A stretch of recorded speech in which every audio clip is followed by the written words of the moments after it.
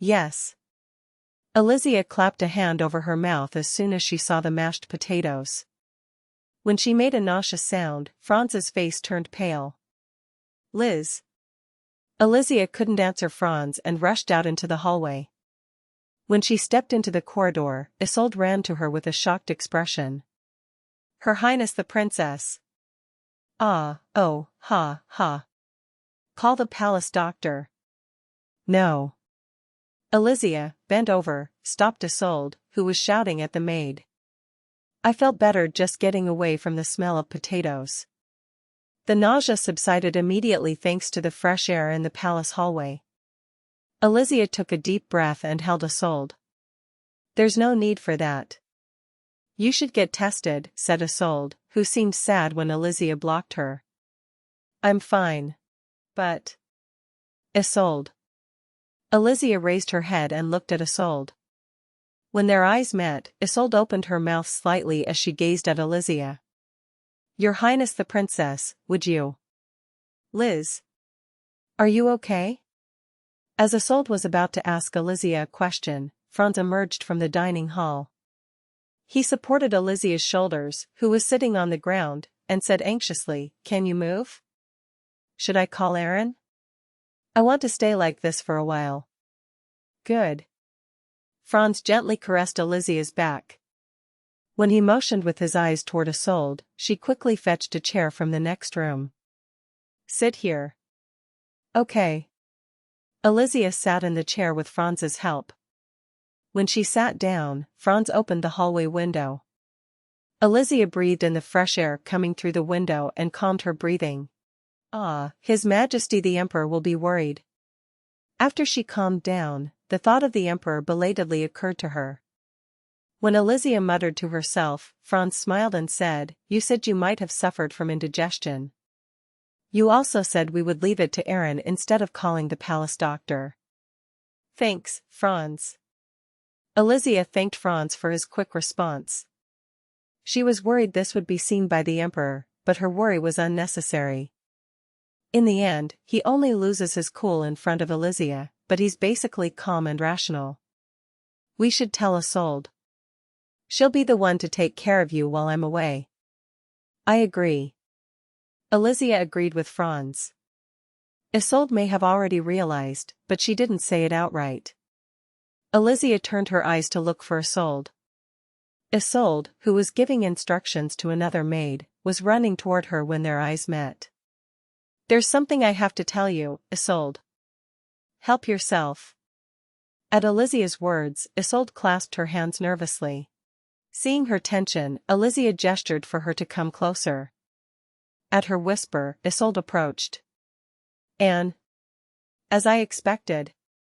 Upon hearing the news from Elisia, Isolde screamed loudly, echoing in the hallway. She covered her mouth with her hands, tears shining in her eyes. She realized too late that she had made a noise, so she shuddered and whispered. I thought so. I suspected, oh my God. It is still a secret. We'll announce it when we reach the stabilization phase. Yes, yes. Of course. Isolde nodded enthusiastically, her face full of excitement. She took Elisia's hand with a trembling grip and said, I will serve you wholeheartedly. Your Highness and the child. Elisia smiled at Isolde's sincere determination. At that moment, a light breeze stirred Elisia's red hair through the window.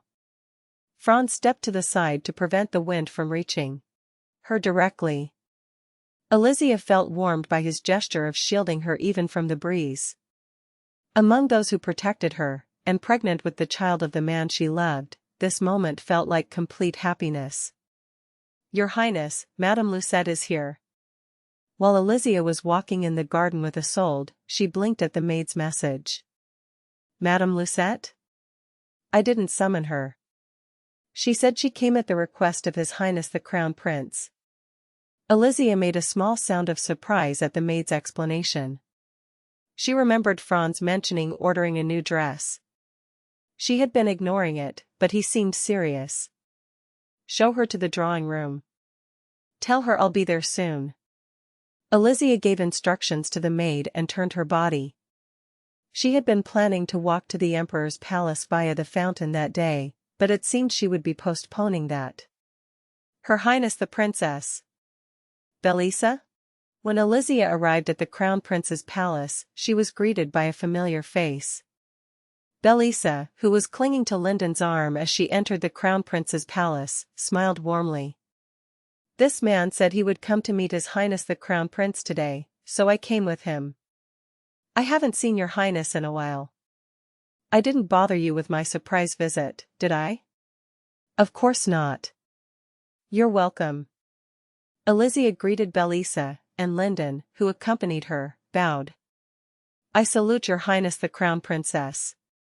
May the glory of the sun rest upon you. I haven't seen you in a while. Are you okay?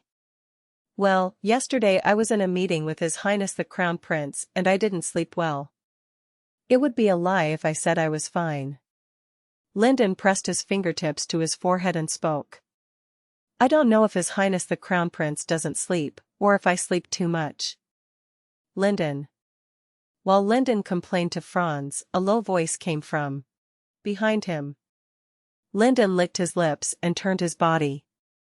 You have arrived, Your Highness the Crown Prince. The meeting is about to start, what are you doing here? You see. Linden shrugged his shoulders and spoke coldly. I was exchanging greetings with Her Highness the Crown Princess. Is there a problem? Franz's gaze, which had been sternly fixed on Linden, shifted to Elisia. He approached her without hesitation, removed his jacket, and said sharply, let her stand outside on this cold day. I made a big mistake. I apologize. Linden apologized to Elisia as if he were accustomed to it. Elisia bit her lip at Franz's action of placing his jacket on her. He always looked out for her, no matter the time or place, but wasn't this excessive? The day was so warm it didn't feel like winter. Yet Franz looked upset, as if Linden had left Elisia in a place where the cold wind was blowing. Come inside quickly. Warm yourself. At Franz's gentle tone, Linden raised his eyebrows. At his usual stance, Elisia's face flushed red. It's me, Franz. I heard you summoned Madame Lucette. Correct. Franz smiled with downcast eyes. He tucked Elisia's hair behind her ear and said gently, tell me everything you need. That's why I summoned her. Franz kissed Elisia's forehead and turned his head toward Linden. Linden acted as if he saw nothing, even though he witnessed their intimate exchange. If he keeps this up, we'll be late for the meeting. Let's go. Good. At Linden's urging, Franz took hesitant steps. As he walked down the hallway of the Crown Prince's palace, he glanced at Elisia several times. He didn't resemble the workaholic Linden had described, and Belisa's eyes narrowed. Was he always like this? Belisa's curious gaze pierced Elisia's face like a needle. Elisia, who was examining the dress samples Madame Lucette had brought, lowered her eyebrows. What do you mean by that? I mean, His Highness the Crown Prince. I don't know what you're talking about. Oh, that's lovely, madam. Elisia feigned indifference and turned the page of samples. Belisa suddenly approached and sat beside her. You really don't know?